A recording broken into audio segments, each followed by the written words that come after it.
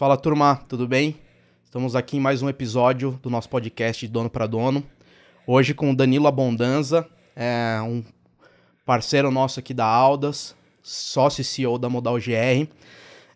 O Danilo formado em sistemas de informação, mais de 20 anos de experiência. Danilo, muito obrigado por aceitar o convite aqui para o nosso bate-papo. Tô bastante feliz de tê-lo aqui. Já é nosso cliente há 2 anos quase. A gente tem acompanhado um pouco a evolução aí do teu negócio. Então seja muito bem-vindo e obrigado aí por aceitar o convite. Muito obrigado, Bruno, em nome da Modal GR, e agradeço a Aldas por esse convite. Legal.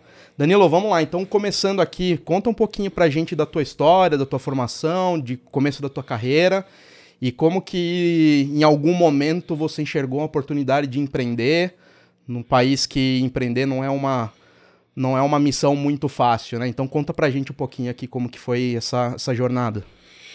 Eu tenho 39 anos, né? Então eu comecei, fui atleta por diversão na escola, fui para clube, jogava handball.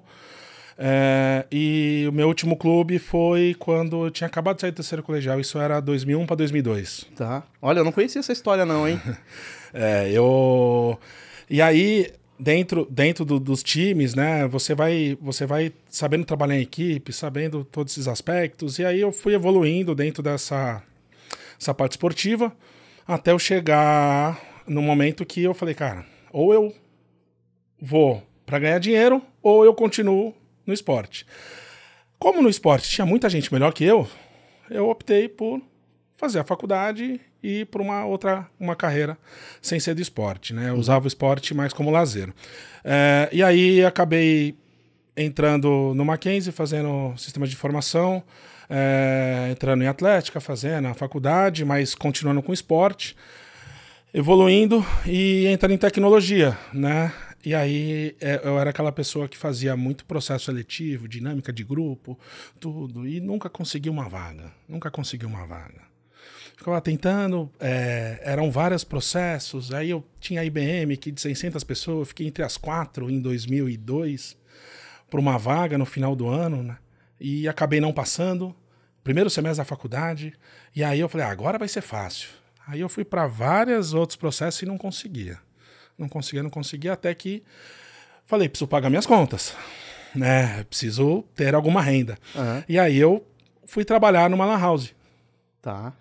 Aí nessa lan house eu trabalhava no Corujão, né? Quem assiste e já jogou Counter-Strike aí, GTA, Need for Speed. Então eu trabalhava nesse meio, atendendo o Corujão, mas sempre buscando uma oportunidade em tecnologia, em desenvolvimento, né? Eu não sabia muito bem o que eu queria, mas eu queria entrar na tecnologia para conhecer. Queria desbravar e justamente para evoluir na carreira. E aí eu consegui um estágio na Prodesp, depois da Prodesp eu fui para um estágio na Brasilprev, e isso fiquei 1 ano e meio na Brasilprev, quase 2, foi quando eu era estagiário lá, foi quando eu saí de lá e fui para uma consultoria, né, uma consultoria até que grande para o seu segmento fiscal, chamada Softin. Eu fiquei lá entre Softin, DataSul, TOTUS, que ela foi sendo adquirida, né? Sim. E eu fui entrando, fiquei quase 4 anos. Tá. Foi aí onde eu cresci, aprendi gestão de projetos, gestão de portfólio, implantação de sistemas, conheci aí mais de 60 projetos no Brasil inteiro de implantação. Então fui conhecendo e entendendo o mercado. Aí disso surgiu uma oportunidade para eu voltar para a Brasilprev, né, para ser líder de projetos. Como eu estava viajando muito e eu estava noivo na época, né, eu casei em 2009, e nesse meio tempo eu viajava muito tempo, né, ficava muito tempo fora de casa, surgiu a oportunidade de eu voltar para trabalhar no mesmo lugar todos os dias, bater no ponto, não ter no notebook, não ter no celular e ter uma vida externa, né? Porque eu não tinha vida externa ali, que eu era um cara meio workaholic, queria crescer e eu fazia de tudo para crescer. E a saúde nunca cuidei nesse período. Então acabei tendo alguns problemas e por isso eu tive essa migração. Nessa migração que eu mudei para Brasilprev, eu fiquei 1 ano e meio lá, Só que em 6 meses eu comecei a ficar bem estressado, porque não era o mundo que eu gostaria de viver, não tinha dinamismo, não tinha modelo, era o mesmo conceito de projeto, mesma forma, mesma cadeira que eu sentava, mesma máquina, mesmos problemas, mesmas piadas, tudo igual, tudo igual. Aí eu falei, não é pra mim. E aí eu fui buscar alternativa no mercado para que eu pudesse fazer algo semelhante ao que eu fazia antes, mas não na pegada que eu tinha antes.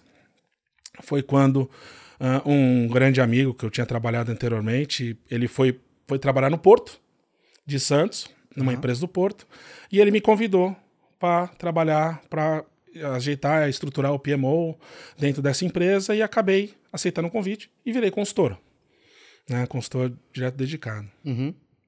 Aí de lá, cara, foi quando eu fui convidado, o meu atual sócio, né, da Modal GR, conheci ele lá, isso foi 2012, e de lá a gente a gente foi conhecer o mercado de portos e logística, que eu não conhecia, né, entrando nesse mercado agora, né.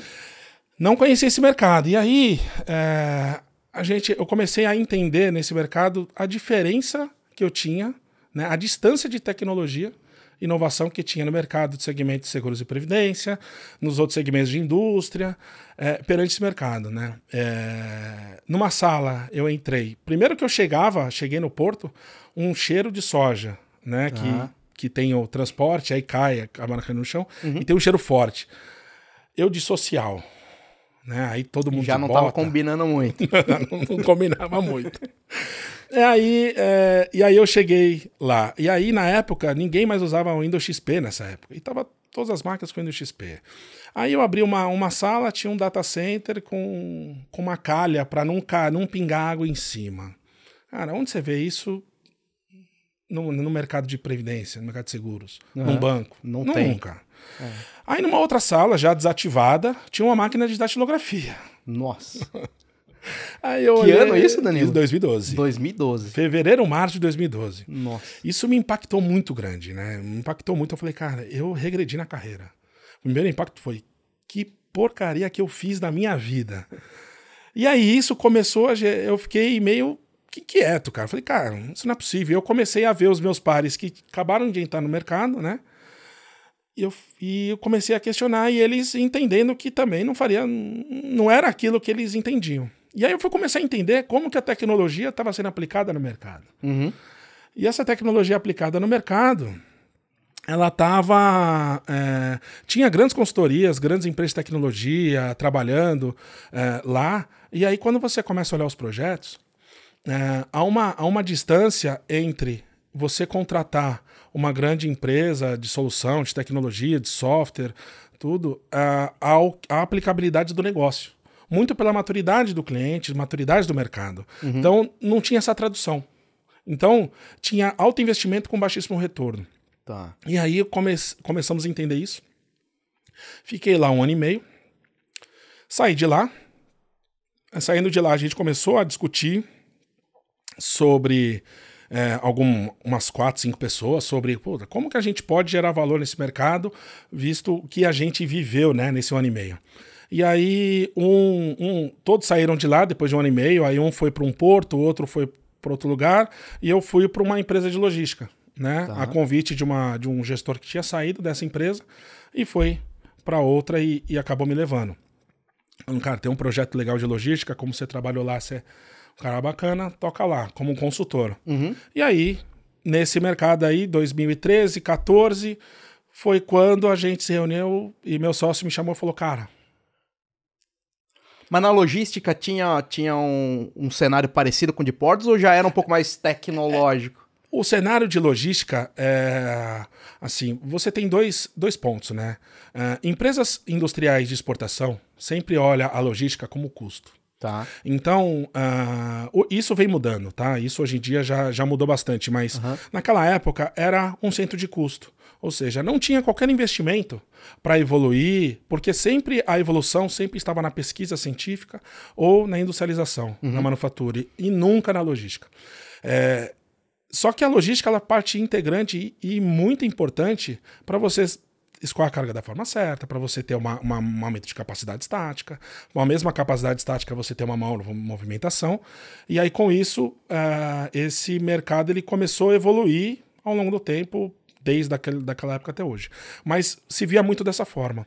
E empresas do segmento de logística, geralmente, ele tem EBITDA baixo. Tá.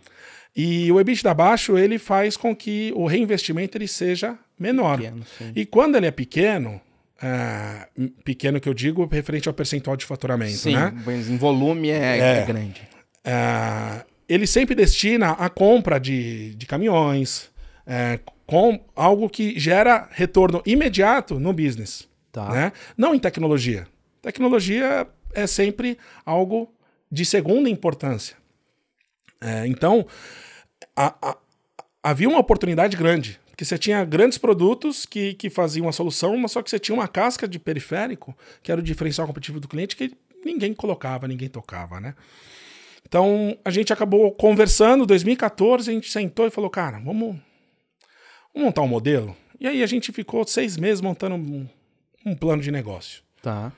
Montando reuniões, entendendo como é que funcionaria, como é que isso, tal. Mas isso tocando as consultorias em paralelo, né? Isso. Eu trabalhei em paralelo, viajando aí pro Espírito Santo, lá pro interior do Espírito Santo, num projeto. Uhum. O outro em Santos, os outros 2 em Santos, lá, tudo. E a gente conversando, entendendo, montando um plano de negócio, até quando a gente virou 2015, a gente falou, cara, vamos fundar, vamos colocar a marca, vamos registrar e vamos para a cabeça. E aí a gente se posicionou como uma nova forma de gerar resultado por meio da tecnologia. Legal. E isso foi janeiro de 2015. Só que, para quem lembra, 2015 teve a recessão. 15, 16, sim. Onde a logística foi altamente impactada. Então, eu escolhi não o melhor momento para ser um empreendedor nesse mercado. Mas a gente conseguiu alguns contratos que a gente conseguiu sobreviver, né? Entre 2015 até agosto de 2017, nós tivemos 3 reuniões de encerramento da empresa, que 3 ligações de clientes fizeram a gente voltar atrás. Então, quase você não sobreviveu os 2 primeiros anos. Isso, alto investimento nosso, tempo, dedicação, viagem. E nessa época eram vocês 3 ou tinha mais time já? Era eu e o Luiz. Quando a gente abriu, a terceira pessoa já não falou, não é pra mim. Entendi. Falei, ok. Porque tinha uma conta, tinha um trabalho e não tinha um retorno garantido. Perfeito. Então a gente acreditava no que a gente entregava, então a gente acabou seguindo.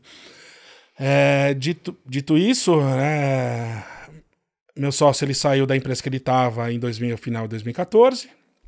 Eu fiquei 6 meses até julho de 2015 no contrato atual. Eu transferi para a empresa, né, como sendo a nossa consultoria, né, e a gente começou a trabalhar. Começamos a entender cada vez mais o mercado, trazer proposta, tal. A gente tinha um grande grupo de conhecimento, de grandes líderes do mercado.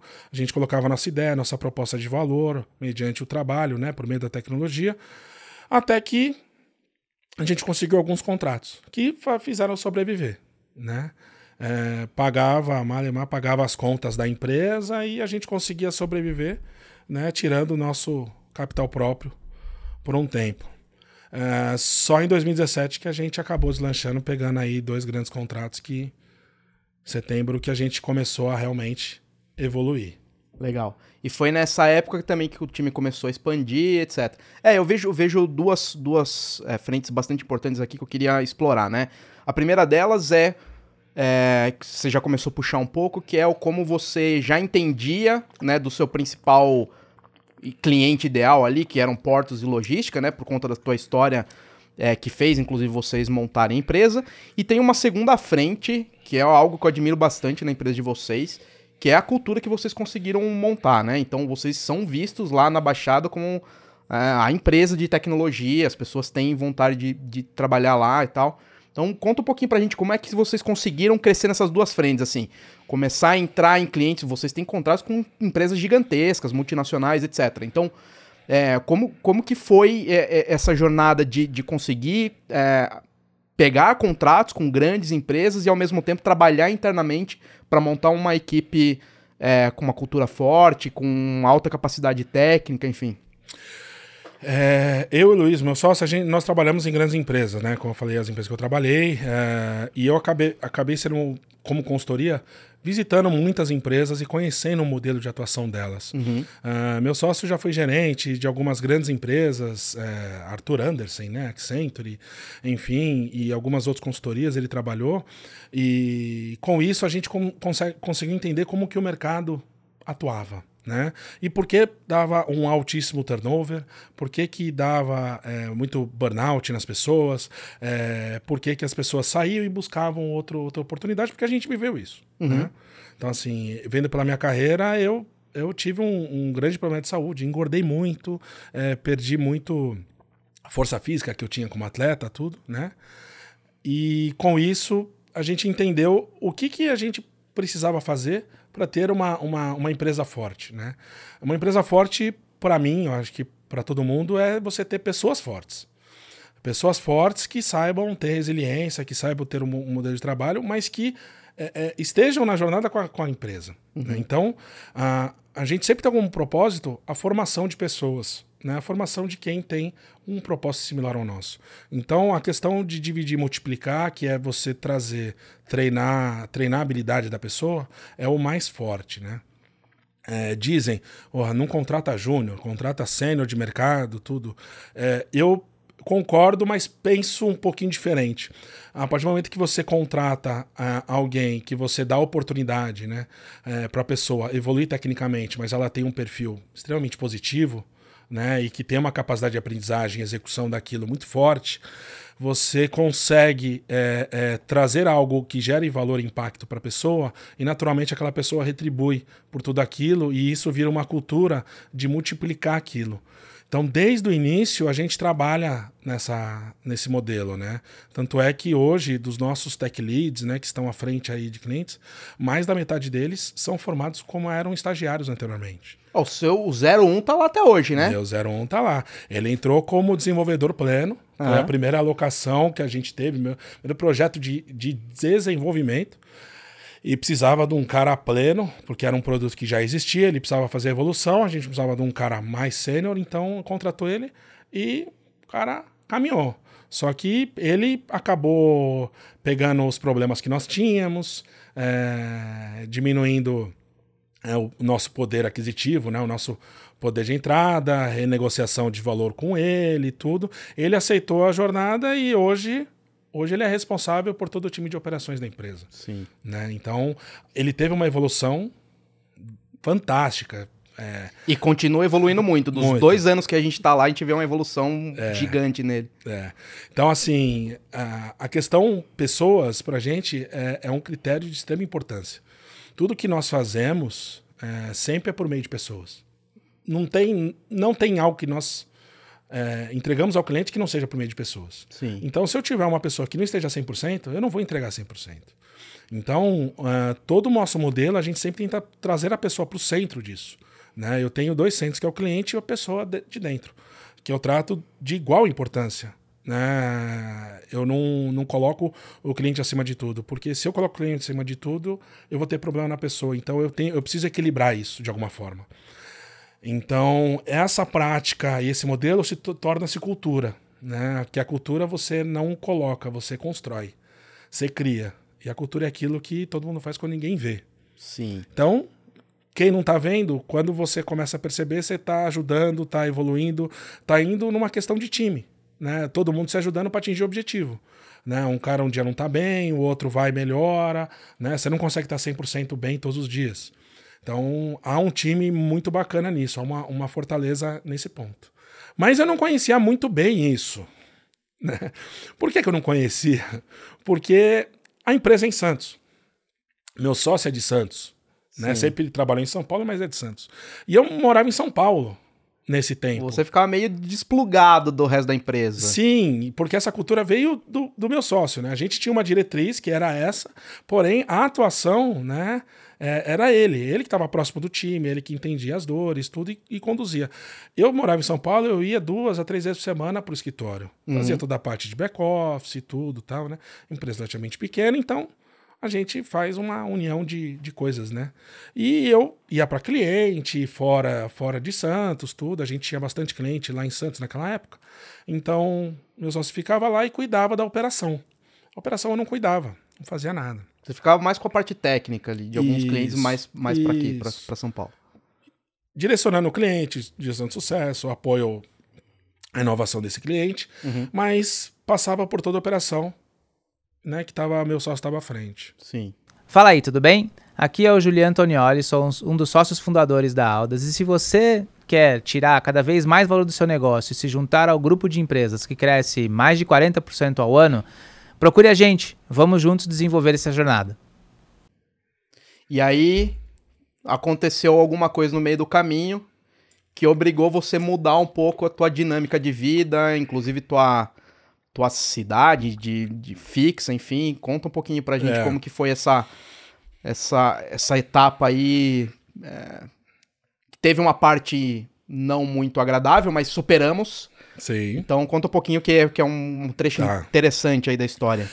Bom, falando um pouquinho, 2017 a gente acabou tendo alguns contratos, 2018 a gente acabou tendo um crescimento, né? A gente acabou crescendo 300%.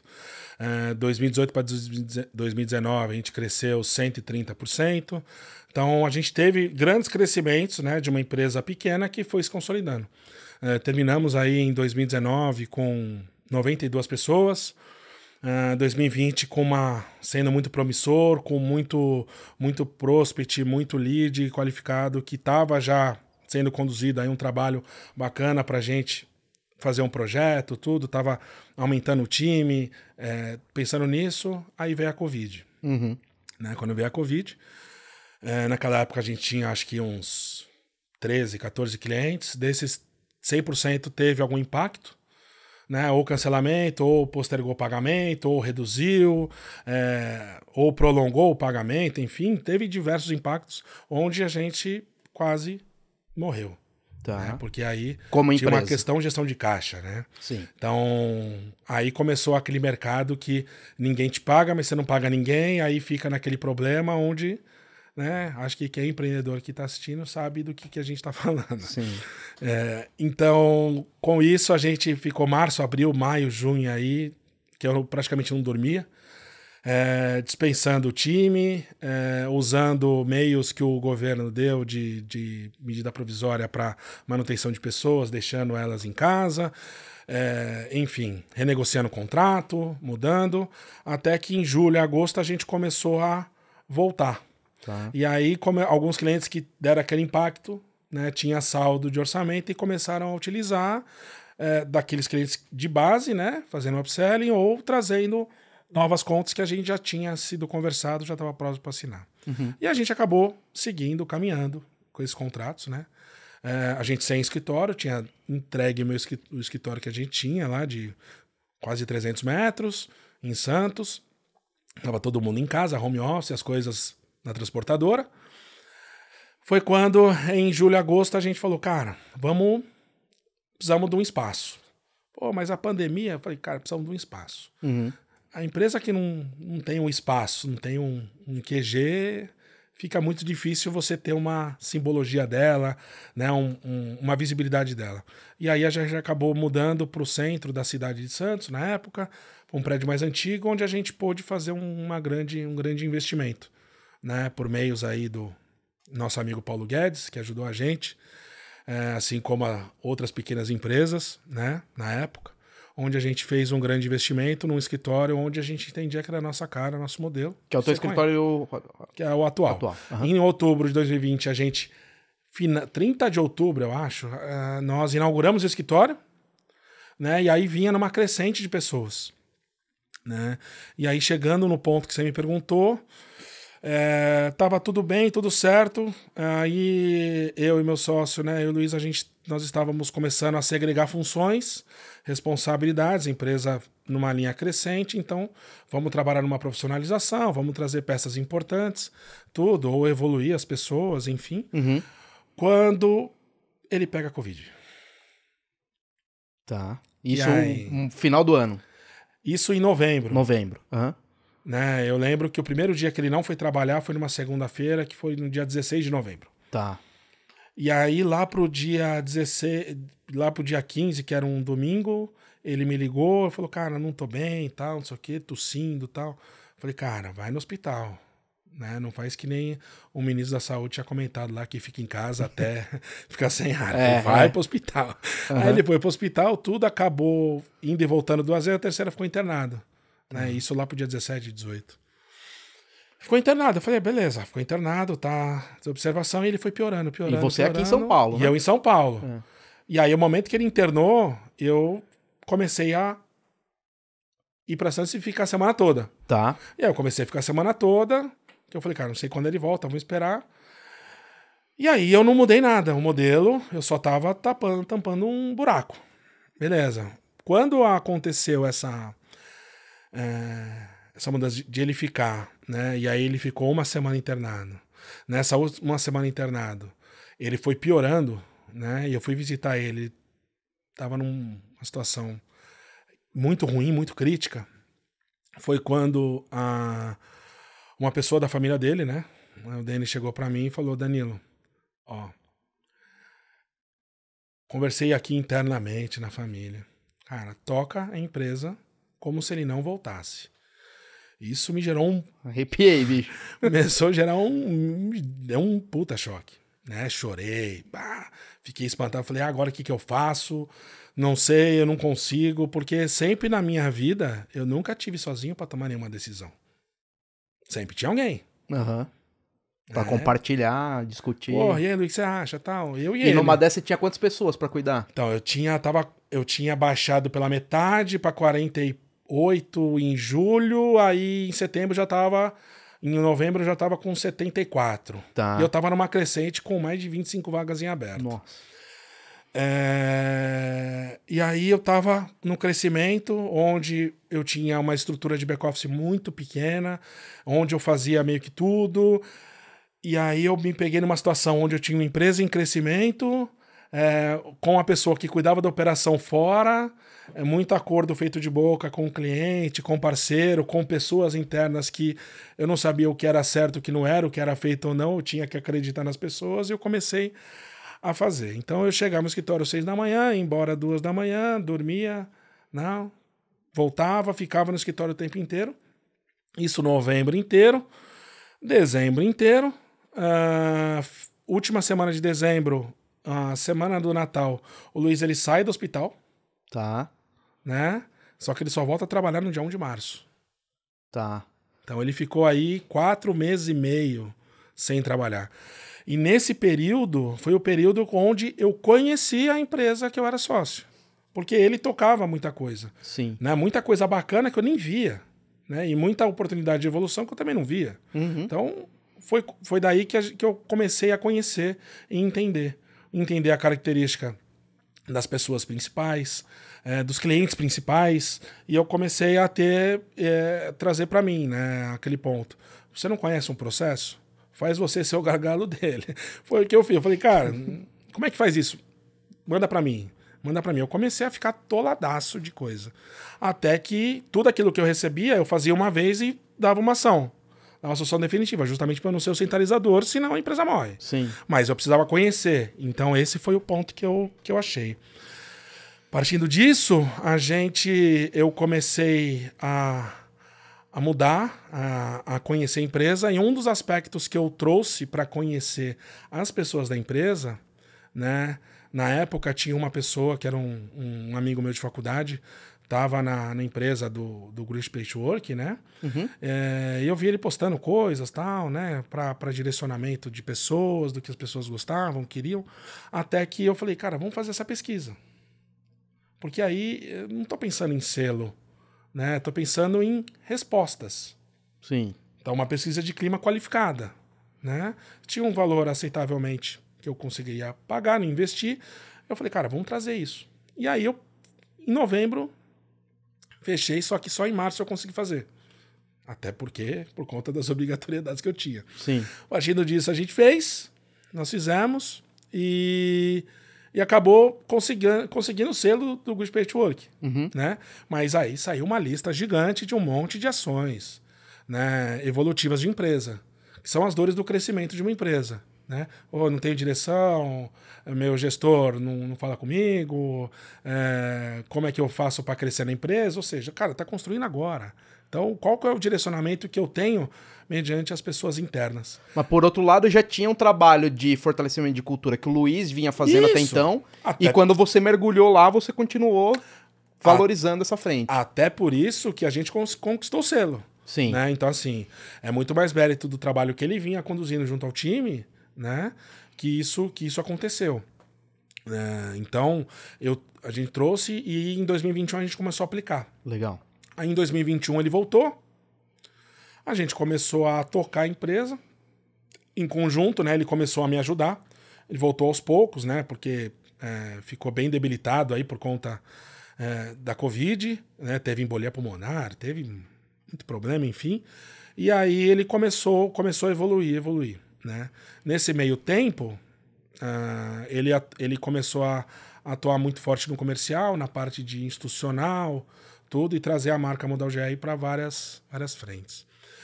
Foi quando a gente estava numa ideia de investimento de um produto, né, uma solução que a gente estava investindo nos tempos livres, né, e um produto dentro de casa, que era uma solução para o mercado logístico, né, mercado portuário, para celulose, carga granel, que tinha essa dor no mercado. E aí a gente acabou entendendo que aquilo poderia virar uma startup. Legal. Né? Não faria sentido deixar na Modal GR. Foi quando a gente entendeu que em outubro de 2021 a gente pegou o produto, registrou numa outra empresa, né? Registrou a marca e criou uma startup. E essa startup, o meu sócio acabou assumindo essa empresa. Hoje ele está à frente da startup, até hoje, que já está aí com break-even já, evoluindo, crescendo, até com um aporte de investimento aí no Pre-Seed. Então, legal, e a gente vai trazer aqui o Luiz para falar dela logo em breve. E aí, dito isso, sempre o que levou a gente a outro patamar foi sempre o propósito nosso da nossa cultura, né? A cultura, ela traz uma retenção de pessoas e, naturalmente, uma retenção de cliente. Sim. Por quê? Porque eu consigo trazer o resultado do trabalho mediante as pessoas que estão dando 100% ou até mais daquilo. Porque vê valor naquilo, né? Não há... tudo é uma balança, né? Quando você vai buscar uma empresa, é o dinheiro, é o bem-estar, é o propósito, é o direcionamento de carreira. E a gente entende que nessa balança a gente tinha muito item favorável, que fazia com que a pessoa permanecesse na empresa. Então, a gente fez o Good Page Work 2021, né? Quando ele voltou, que a gente fez a pesquisa, a gente estava com o dobro de tamanho, né? 74 para quase 150. Então, aí a gente foi evoluindo, até final de 2021 foi quando ele saiu. Sim. E aí, nesse período que ele saiu, né, e voltou, foi quando eu assumi a empresa e eu entendi que eu tinha muito para aprender. Virou CEO forçadamente, né? Você fala que não gosta muito de sou CEO, eu estou CEO, e você se transformou CEO de forma forçada nesse cenário. Eu até brinco que eu não tinha qualquer qualificação técnica para estar na função, né? Tá. Mas eu fui meio que colocado nela. E com isso, você é sujeito a problemas, enfim, positivos, você erra muito, acerta muito, e você vai num ponto. O que eu sempre quis trouxe, né, foi muito o ensinamento e busca de conhecimento. Sim. Né? Eu decidia sozinho, às vezes errava, às vezes acertava, mas entendi o erro e arrumava. E aí eu falei, cara, não sou só eu que tô solitário nesse mundo, nessa posição. Foi quando eu comecei a buscar ajuda nesse período, né, de começo de 2021, né? E aí, a partir disso, foi quando eu fiz um curso lá no G4, e aí fez uma abertura de mente muito grande. E nisso eu conheci o Julian, que estava lá como mentor. Sim. Me trouxe diversos fatores positivos, negativos da empresa. Eu, cara, você tem uma empresa assim, seu problema é esse. Eu falava 10%, os outros 90% ele completava. Né? Eu falava, tem uma empresa que fatura isso, ele falou, tá, o restante é isso. Eu falei, então... típico do Juliano. Então, com isso, eu falei, cara, esse cara precisa estar junto. Uhum. E aí foi quando eu conversei que aí eu trouxe a Aldas, né? Para pegar esses pilares de estratégia, governança, enfim. E aí, eu trazendo esse conhecimento, a gente acabou disseminando esse conhecimento para a liderança também. Sim. E então eu tenho hoje plataformas, tudo, para conseguir trazer cada vez mais essa liderança. E hoje você tem um nível de autonomia do seu time muito maior do que você tinha 2 anos e meio atrás, né? 2 anos e meio atrás, a empresa não vivia se eu não trabalhasse um dia. Sim. Hoje eu fico um mês fora, a empresa roda. Normal. Sou dispensável. Mas esse é o bom CEO, né? A minha tarefa é eu não ser indispensável em nenhuma função operacional da empresa. A empresa precisa rodar sem o Danilo. Então essa sempre foi a minha mente. Porque a partir do momento que eu peguei e assumi a empresa, eu recebi todos os processos. Tudo aquilo que funcionava. Como é que eu faço a contratação? Quanto que eu faço contratação CLT? Qual que é o cargo? Com o cliente, como é que eu faço a tabela?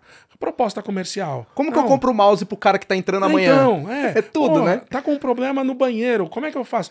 Falei, tudo que vocês tiverem, trazem para mim. Eu pego da solução definitiva. Cara, quando você tiver problema relacionado a isso, a zeladoria você faz isso. Segue. Compras, funciona assim. E eu comecei a estipular alguns meios extremamente simples para funcionar. Tinha muito problema, faltava muita coisa, tinha muita oportunidade de evolução, mas para sair da maturidade 0, né, que é coloca para uma maturidade 60%, 60% dali, já foi um ganho gigante e com pequenos ajustes. E era o que eu tentava fazer. Então, até hoje, a gente pega coisas que precisa ser feito no dia a dia da empresa, que chegam para mim e perguntam. Mas aí é uma questão muito cultural, porque como eu trouxe para mim, então todo mundo pergunta para mim ainda. Sim. E aí tem um grande trabalho de autonomia, né? Aí hoje tem orçamento por área, que as pessoas conseguem trabalhar, enfim, não precisa mais do Danilo no dia a dia, né? Então eu tento... o que eu sempre falei para todo mundo era, a partir do momento que eu não trabalhar na empresa, vai ser o momento de maior rentabilidade dela. Vai ser aonde que eu vou usar minhas horas, aonde eu tenho que usar, na função que eu exerço. Sim. E não para eu aprovar emissão de nota fiscal ou aprovar conta. Sim. Né? Que aí é a questão perfil centralizador. Legal. Danilo, falando um pouco desse tema da cultura, eu sei que vocês têm alguns programas lá, então tem programa de alguma política de carro para alguns colaboradores, algumas funções, tem um programa de bicicleta elétrica, etc. Me conta se você se arrependeu desse programa da bicicleta aí ou não. Vamos lá.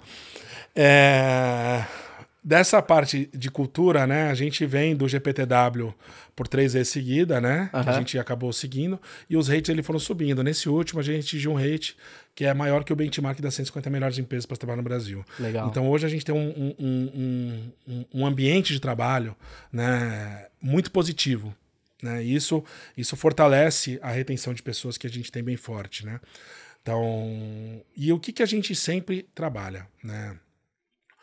2021, meu sócio voltou da Covid, estava na linha institucional comercial, foi quando ele falou, cara, a gente precisa entrar, né? A gente faz muita coisa boa, só que a gente acaba não mostrando. Sim. Questão social, de contratação de estagiários em situação de vulnerabilidade social, a gente apoia a instituição de caridade da região, tudo, mas a gente sempre fez isso para ajudar. E nos bastidores mesmo. Nunca trouxe isso à tona. Sim. E aí ele começou a trazer isso. E aí ele viu uma startup em São Paulo, chama Moving, que fazia as bikes compartilhadas.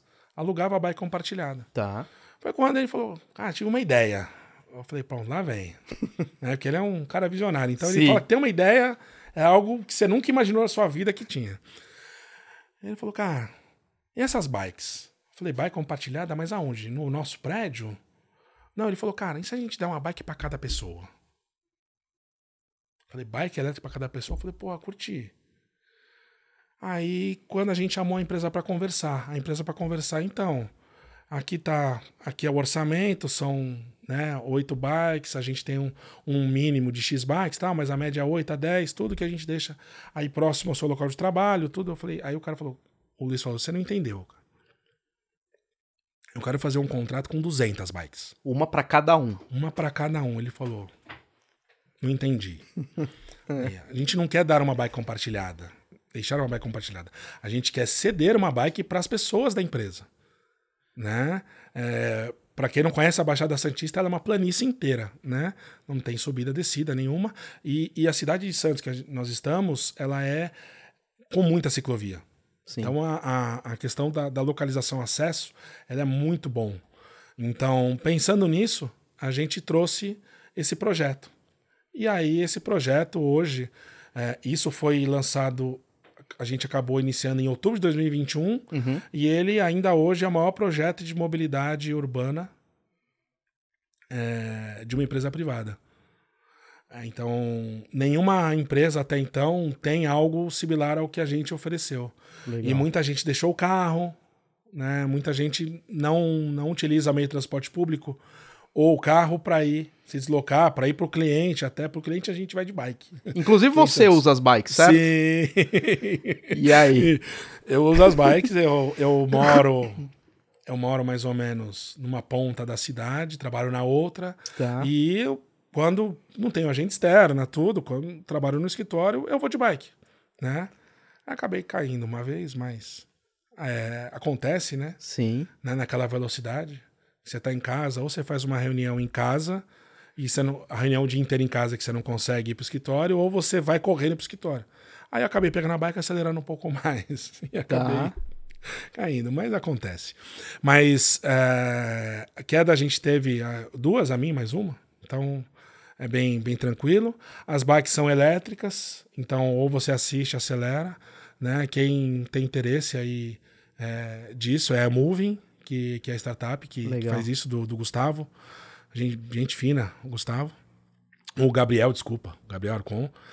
E a gente hoje cede para essas bikes para todo mundo. Então, se você vai numa faculdade da Baixada, numa academia, né, que a gente oferece o plano de academia, né, para as pessoas, você vai ver muita bike da Modal GR parada. Se você está na orla da praia, atravessando, você vê uma bike da Modal GR, né, porque ela tem um símbolo, tudo. Sim. Né?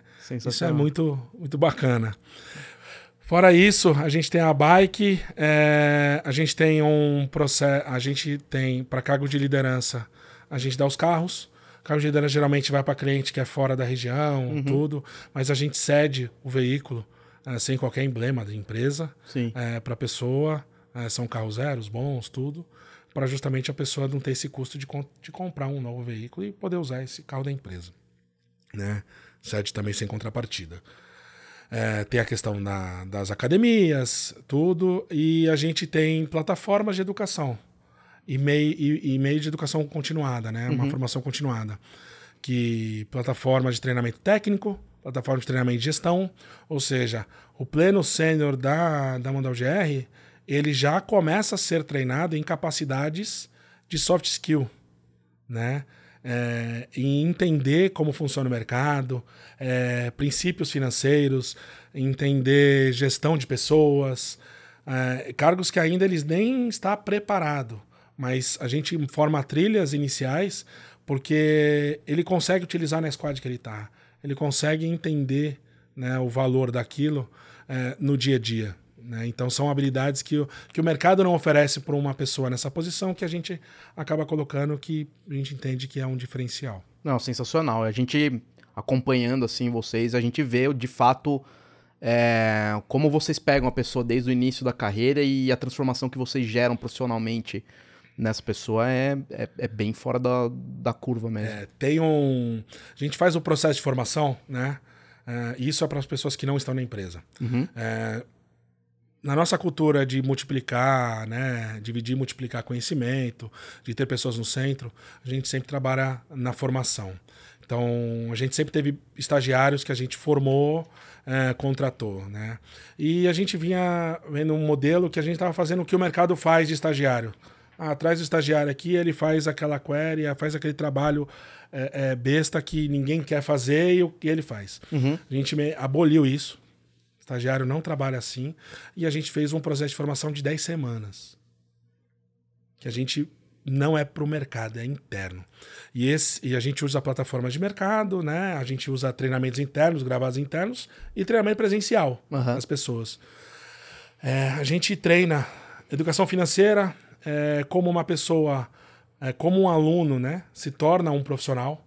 Ou seja, como é que é um e-mail, como é que é uma comunicação, como que vivenciar em um time, como que é um trabalho em equipe, a percepção de você entender o valor daquilo que você faz perante o resultado para o seu cliente ou cliente do cliente. Né? Trazendo a linha de raciocínio para chegar na ponta, para qual que é o impacto daquilo que você está fazendo para gerar no final. E também tem na sua maior parte, a questão técnica, as trilhas técnicas, né? Que é dados, que é o desenvolvimento front-end, back-end, diversas atuações em tecnologias, onde a gente consegue formar um bom profissional para o mercado. Né? E esse mercado, Modal GR. Então, hoje, os melhores profissionais que nós temos hoje, que tem uma alta satisfação nos projetos que nós temos e NPS no cliente, foi formado são lá. maioria formado na base. Então, isso é uma satisfação muito grande, porque mostra que o time está conseguindo transferir todo o conhecimento e de uma forma para as pessoas poderem gerar valor. E lá na Baixada ele é altamente concorrido isso. Muito concorrido para entrar, porque a gente contrata apenas da Baixada, até para ter um vínculo presencial do escritório. Né? E aí esse time tem quase 1.000 inscrições, tudo, muita gente boa, e a gente fecha aí 18 vagas. A última a gente fechou 18 vagas, 10 semanas. A cada 10 semanas começa um novo. E aí a gente vai formando gente e o nosso crescimento está diretamente atrelado a isso. Né? Quando que a gente contrata de mercado? Quando eu não tenho conhecimento dentro de casa, técnico, e eu preciso ter. Né? Com um perfil específico, algo que não está na nossa prateleira de conhecimento, a gente traz alguém, aporta esse conhecimento, trabalha e a gente põe no nosso modelo de formação. Então, isso faz com que a linha do tempo do colaborador seja maior dentro da empresa, faz com que a satisfação, né, de oferecer, né, trazer o conhecimento para ela retribuir. E isso reflete, obviamente, no seu cliente, certo? Exato. E a gente prioriza jovens, pessoas, tem até pessoas que têm mais de 40 anos nesse processo de formação, não só apenas jovens, mas a gente prioriza pessoas em situação de vulnerabilidade social, né? Pessoas desse perfil, né? Para mim, questão de diversidade ou não, sendo diverso ou não olho isso. Para mim, não faço qualquer distinção.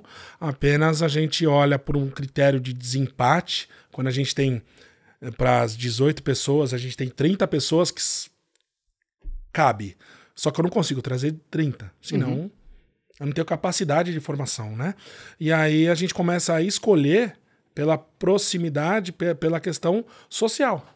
Né, social e o fit com a empresa. Quanto mais fit com a empresa, mais a gente traz. Então, é essa forma que a gente traz. Né? E assim, a questão do SG, né, a aplicabilidade, na verdade, você nunca pode pensar em atender o SG. Como que você atende o SG?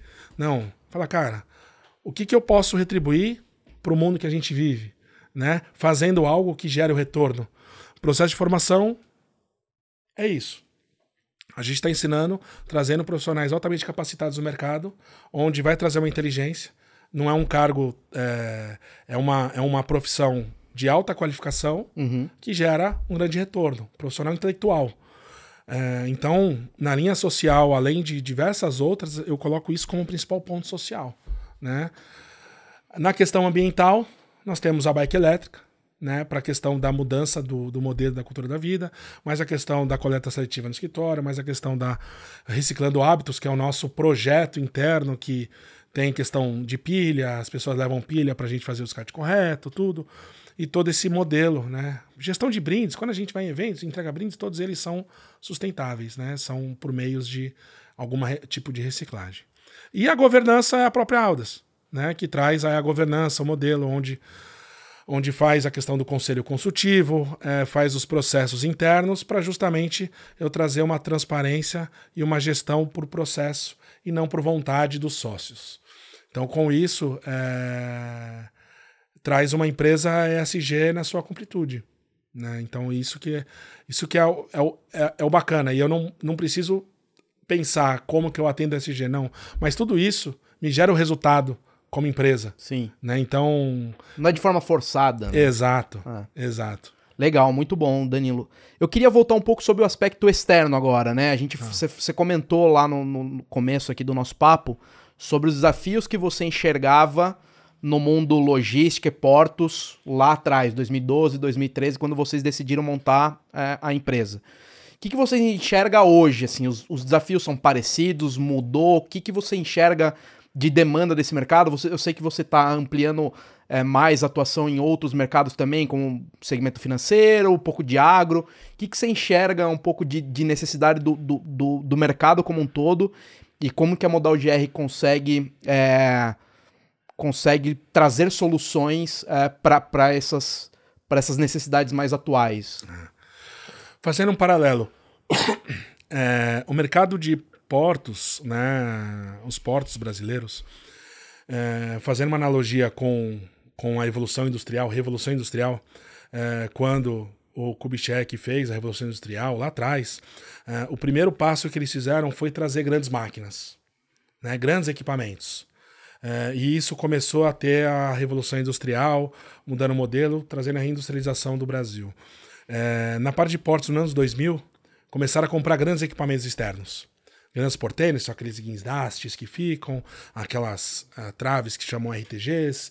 Então trouxeram de fora, né, da Coreia do Sul, do Japão, da Europa. E o crescimento foi baseado nisso, né? Grandes equipamentos, grandes investimentos, né? Grandes investimentos em CAPEX para isso. Uhum. Né? A Revolução Industrial, hoje em dia, né, a evolução na indústria, ela está muito mais em automação, em robotização, para você trazer aqueles grandes equipamentos, fazerem por si só, né? E terem uma tomada de decisão própria. Aí você tem questão de inteligência artificial e robótica. O mercado de portos está começando nesse modelo. Tá. Então você tem algumas startups, você tem empresas que estão começando a pensar nisso. Né? Mas por que isso aconteceu? Porque antes o mercado de portos ele não tinha grande concorrência. Você só tinha um único canal para a saída da carga e era aquele terminal. Uhum. Então ele não precisava ter grandes investimentos. Agora com a abertura da concorrência, né, as empresas começam a se mexer, movimentar, a melhorar a operação, a movimentação, né? E o conceito logístico é quanto menos movimento você tiver e mais rápido for, mais eficiente você for, melhor. Sim. Né? Então, nesse contexto, nesse conceito, né, a gente se balizou muito em como que a Modal GR pode oferecer esse mercado. E a gente via que como faltava aporte de tecnologia, né? Tinha muito aporte de equipamentos. E o aporte de tecnologia eram grandes softwares que tinham no mundo aí, Estados Unidos, tudo, para aportar. Faltava uma parte que era a aplicabilidade disso mediante o negócio. Tá. Aí você tem algumas empresas do segmento, de tecnologia do segmento, que tem muitos anos, só que são empresas voltadas a atendimento aduaneiro. Atendimento de legislação, porque Porto é uma área alfandegada, né? Ele precisa atender a Receita Federal. Uhum. E aí você tem alguns aspectos.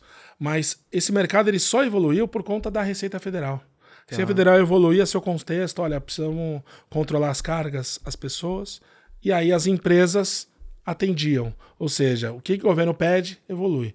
Entendo que esse é o pior modelo para você fazer qualquer tipo de evolução, que o governo nunca vai saber o que é bom para o mercado. Né? Ele vai saber o que é bom para ele controlar, que é o que estava fazendo. E as empresas de tecnologia, né, que apoiavam os terminais, elas só pensavam nisso. Né? A maioria só pensa nisso. Né? E, de uma forma, eu nunca quis pensar dessa forma, nunca quis pensar isso. Só que foi muito difícil achar uma forma para a gente poder se posicionar no mercado, porque a forma de você aplicar isso, as pessoas ainda não entendiam. Então, o desafio era como que eu trago inovação no mercado que gera retorno para uma empresa, um setor que está muito acostumado nesse modelo e que não faz grandes investimentos. E quando faz, são em equipamentos e não em automação, né? Que é o que nós fazemos. Automação, desenvolvimento, tecnologia. Então, a gente entrou nesse meio, então, nesse dilema, nesse problema. Então, assim, o que eu vejo não há produto que não seja vendido, se ele não for bom para o cliente. Há formas de você fazer isso. E demorou muito tempo para a gente conseguir uma forma correta de oferecer isso, mostrar para ele o valor disso. Então, a gente ficou batendo em pedra, até que hoje, né, a gente consegue posicionar no cliente, mostrando o retorno daquilo, trazendo um trabalho ágil, trazendo um modelo que faz sentido, trazendo case de sucesso. Então, isso foi um trabalho bem árduo ao longo do tempo, né? Uhum. Vamos seguindo aqui um pouco mais pro nosso fechamento. Eu queria que você desse algumas dicas aqui pro pessoal que tá nos assistindo, Danilo, de coisas do dia a dia, de hábito que você tem, eventualmente, do seu dia a dia, que pode contribuir para a tua capacidade de gestão ali da tua empresa, ou livros que você costuma consumir, séries, enfim. O que você deixaria aqui de dica pro pessoal que tá assistindo a gente, de coisas que você acaba consumindo fora do trabalho, mas que te traz algum impacto positivo do ponto de vista de conhecimento, de boas práticas ali para gerir teu negócio?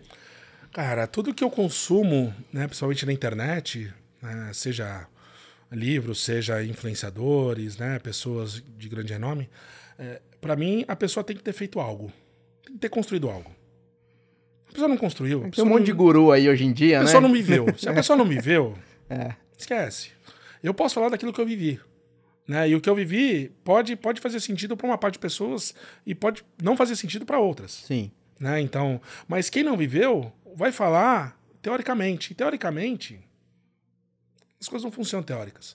Você precisa trazer a aplicabilidade dessa teoria. Então, quando eu vou buscar algum conteúdo, eu sempre conteúdo da aplicabilidade daquilo que é feito. Né?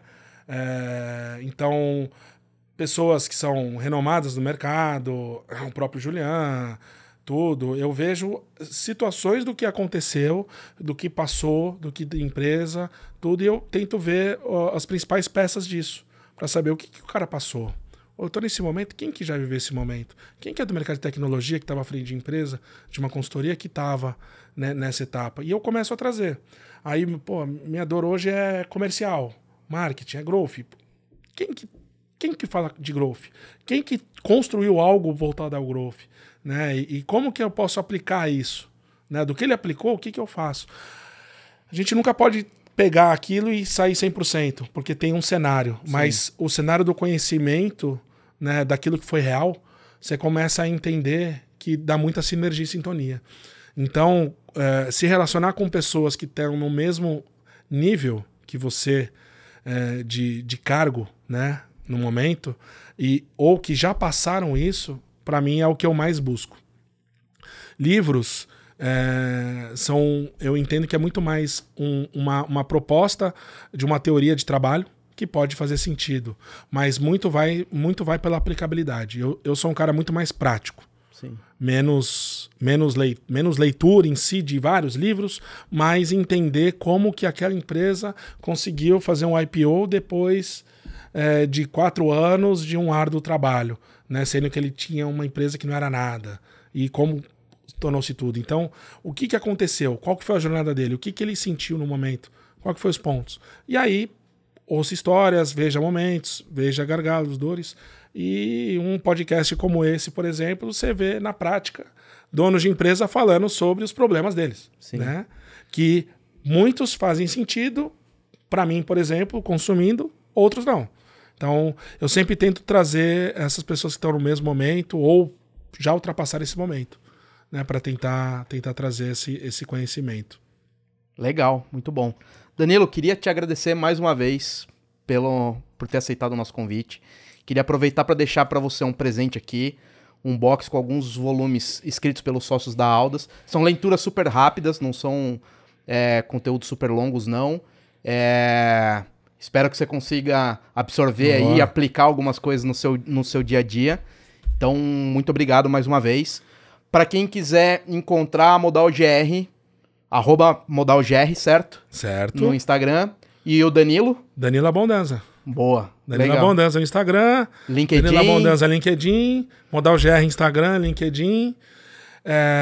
Entre em contato, converse, exponha seu desafio e a gente traça a melhor estratégia utilizando tecnologia para inovar na sua empresa. Pô, obrigado, Danilo. Valeu. Pessoal, muito obrigado por acompanhar mais esse episódio do podcast Dono para Dono. Nos acompanhe também nas nossas redes sociais. O meu perfil é o @Bruno Rui. O da Aldas, @Aldas_. E o nosso perfil do podcast, o @Dono para Dono. E siga também nosso perfil no YouTube. Muito obrigado, nos vemos na próxima.